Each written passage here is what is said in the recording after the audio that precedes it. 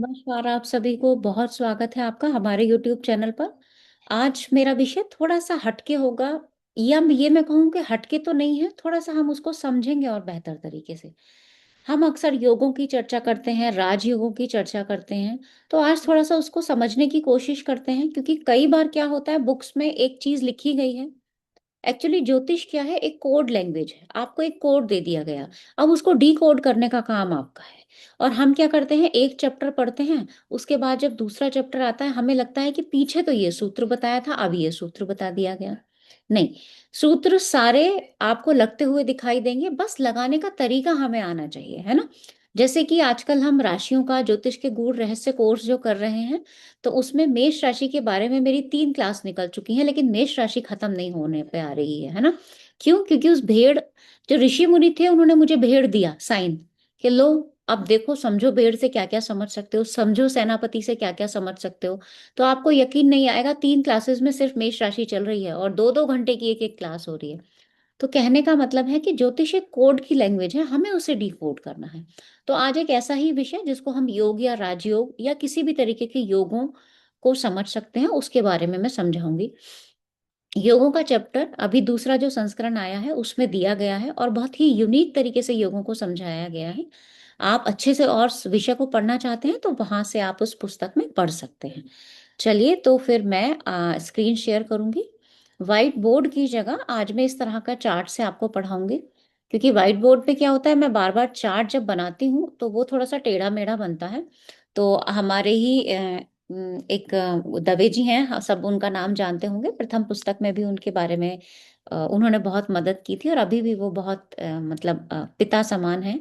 तो उन्होंने मुझे ये डाउनलोड करके दिया, तो मैं इसको अपनी क्लास में भी यूज कर रही हूँ। चलिए, अभी हम क्या करेंगे, हम सिर्फ मेष लगन को आधार मान के उसके आधार पे मैं आपको समझाऊंगी योगों को। तो मैं एक मेष लगन की पत्रिका बना लेती हूँ, आगे आप चाहें तो 12 के 12 लग्नों पे प्रैक्टिस कर सकते हैं। इसमें आप भावार्थ रत्नाकर को भी साथ में लेकर चल सकते हैं। तो चलिए शुरू करते हैं। हो सकता है आपको पेन का कलर शायद थोड़ा सा लाइट दिखाई दे, तो मैं दूसरा वाला कलर यूज कर लेती हूँ। देखिए, चलो पहले हम राजयोग को समझते हैं, फिर स्टेप बाय स्टेप किसी नेक्स्ट जब वीडियो बनाऊंगी तो वहां पे मैं आपको कुछ और भी समझा दूंगी। यहाँ पे जब मैं राजयोग की चर्चा कर रही हूँ तो होगा क्या, कि जब मैं राजयोग की चर्चा करूंगी तो मैं ये देखूंगी कि मैं किस किस स्थान के स्वामियों को यहाँ पे लूंगी, है ना। केंद्र और त्रिकोण के स्वामी आपस में जब युति में होंगे, कॉम्बिनेशन में होंगे, योगों में होंगे, तो उसको राजयोग कहा गया है। और भी कुछ टर्म्स एंड कंडीशंस हैं, लेकिन हम धीरे धीरे चलते हैं यहाँ पर। तो मैं यहाँ पे लिख लेती हूँ कि भाई कौन कौन से ग्रह साथ में राजयोग बना सकते हैं। सूर्य और मंगल। क्यों? पंचम का स्वामी है और लग्नेश है मंगल, ठीक है, उसको हम राजयोग की तरह देख सकते हैं। दूसरा, मंगल और गुरु, यानी कि गुरु जो नवम का स्वामी है और मंगल, ठीक है। उसके बाद आता है सूर्य और चंद्रमा। चलिए जी, सूर्य और चंद्रमा को भी ले लेते हैं साथ में। फिर हम देखेंगे गुरु और चंद्रमा। फिर मैंने यहाँ पे गुरु के साथ में चंद्रमा को भी लिया। सूर्य और शुक्र। चलिए, फिर आ जाते हैं सूर्य प्लस शुक्र की युति हो जाए। फिर आता है गुरु और शुक्र, तो गुरु के साथ में शुक्र की भी युति हो जाए। आप अपने कॉपी पे लिखते जाइएगा, हो सकता है यहाँ आपको ये ग्रे बैकग्राउंड पे शायद ये दिख ना रहा हो अच्छे से, मुझे और कोई पेन का कलर समझ में नहीं आ रहा है। सूर्य प्लस शनि, यानी सूर्य और शनि की युति हो जाए। फिर गुरु और शनि, ठीक है। मेरे ख्याल से इससे ज्यादा कॉम्बिनेशन नहीं बनेंगे जितना मुझे लगता है ना। बाकी तो योग तो बहुत सारे बन सकते हैं, लेकिन अभी के लिए हम उसको लेके चलते हैं कि इससे ज्यादा नहीं बन रहे, है ना। आप विषय को समझ जाइएगा, मेरा मतलब यहाँ एग्जैक्ट योग बताने का नहीं है, विषय को समझाने का है ना।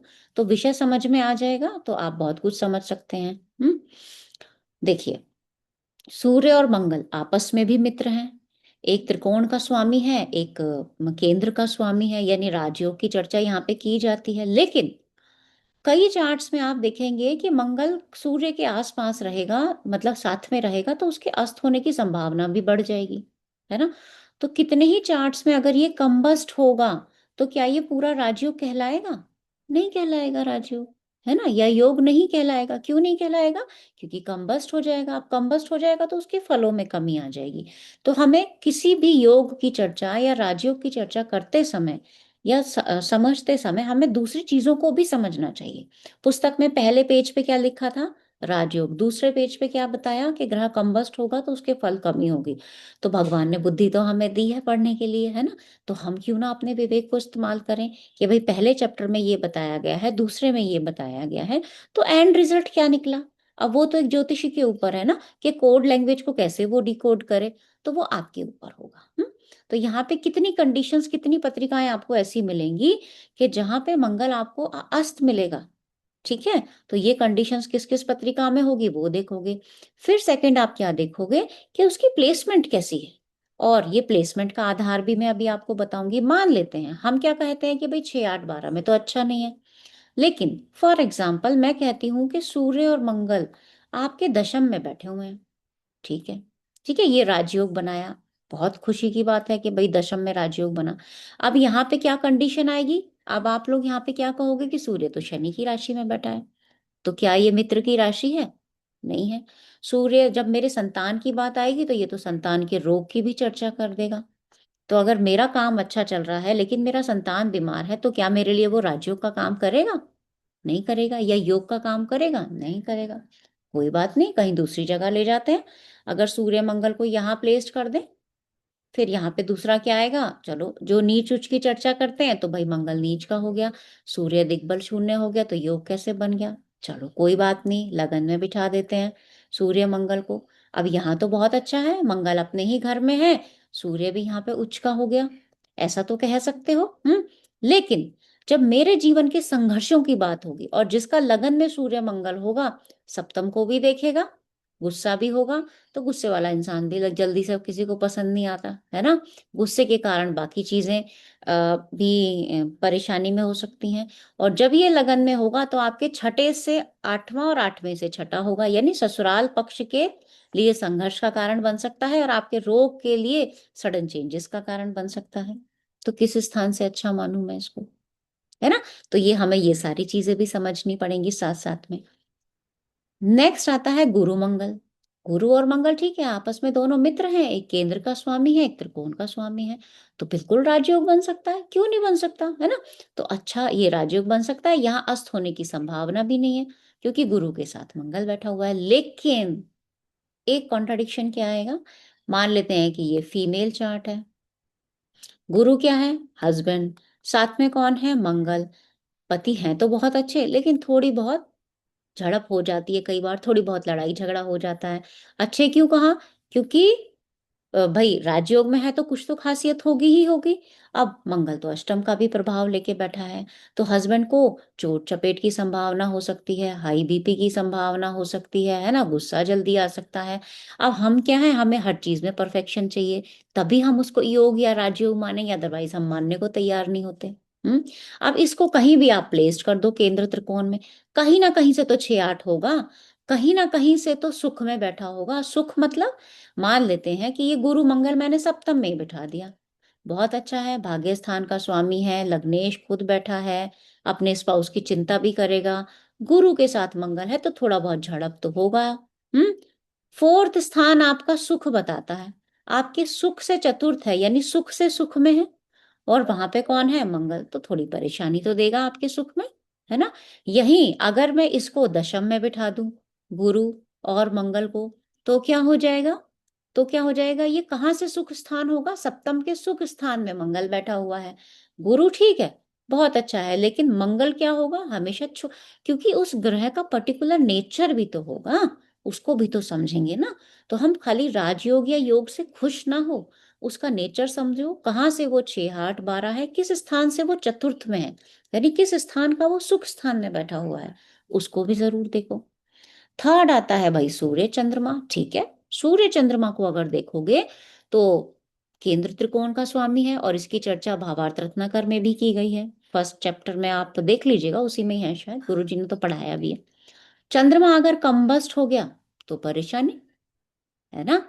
फिर तो परेशानी हो जाएगी, क्यों? एक तो जातक को मानसिक रूप से परेशानी होगी, दूसरा माता के स्वास्थ्य में परेशानी हो सकती है।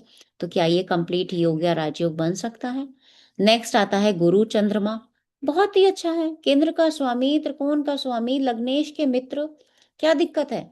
लेकिन आपस में इन दोनों के रिलेशन को आप गुरु चंद्रमा की स्टोरी से समझ लीजिएगा। और इसकी चर्चा मैं क्लास में कर चुकी हूं हमेशा, कि गुरु अगर कर्क राशि में हो तो जितना फायदा देगा, उच्च के ग्रहों के बारे में मैंने क्लास में कई बार ये बात बताई है कि हम उच्च का सुन के खुश तो बहुत हो जाते हैं, लेकिन उस लेवल पे जाने में, उस जीवन का जो संघर्ष होता है ना, हम उसको भूल जाते हैं। ये कभी ना कभी ब्लेम का भी कारण बन सकता है। अब इसकी स्टोरी कभी, हाँ, अच्छे से ये स्टोरी के माध्यम से मैं आपको समझाऊंगी, लेकिन आप इसको खुद से ना टेस्ट करके देखिएगा। और नहीं टेस्ट होगा तो मेरे को कॉल करके बताइएगा जरूर, ठीक है? सूर्य और शुक्र मित्र ही नहीं है आपस में। मंगल का मित्र शुक्र नहीं है, और दोनों ग्रह आपस में भी मित्र नहीं है, है ना? और शुक्र के कम्बस्ट होने की भी संभावना है। तो क्या ये पूर्ण राजयोग बन सकता है या योग बन सकता है? नहीं बन सकता। गुरु शुक्र, शुक्र तो लग्नेश का भी मित्र नहीं है। मतलब एक दूसरे को सम मानते हैं, यहाँ मैं एग्जैक्ट मित्र शत्रु तो नहीं पढ़ा रही हूँ। और आपस में गुरु शुक्र को देखोगे तो मित्रता या शत्रुता, मतलब सम की तरह ही आप इनको भी मान सकते हो। तो यहाँ पे भी क्या कंप्लीट राजयोग बन रहा है? नहीं बन रहा है। सूर्य शनि से वैसे ही लोग खुश नहीं रहते हैं, है ना? तो इसको तो आप मानो ही मत, क्योंकि बहुत सारे लोग मानेंगे नहीं, और शनि कंबस्ट हो गया तो परेशानी हो जाएगी। गुरु शनि, तो शनि तो लग्नेश का भी मित्र नहीं है। गुरु शनि आपस में मित्रता शत्रुता रखते हैं, तो अब वो आप अच्छे से जानते हो कि ये भी आपस में मित्र तो नहीं है। तो फिर बचता कौन है? बचता कौन है? सूर्य मंगल, जिसमें मंगल के अस्त होने की संभावना है। गुरु मंगल, पर मंगल गुरु अगर पीड़ित हो गया तो वैसे ही आधी जीवन में परेशानी हो जाएगी। सूर्य चंद्रमा, चंद्रमा अस्त हो गया तो परेशानी होगी। गुरु चंद्रमा योग बहुत अच्छा है, पर ब्लेम का कारण भी कई बार बन जाता है। अब मैं किसको मानूं? क्या मैं योग मानूं, क्या मैं राजयोग मानूं? तो इस उदाहरण के थ्रू मैं आपको योग या राजयोग समझाने नहीं आई थी। असल में जिन लोगों को समझ में आ गया होगा ना, वो इस चीज को पकड़ गए होंगे। मैं यहाँ से आपको बिल्कुल भी योग या राजयोग समझाने नहीं आई थी।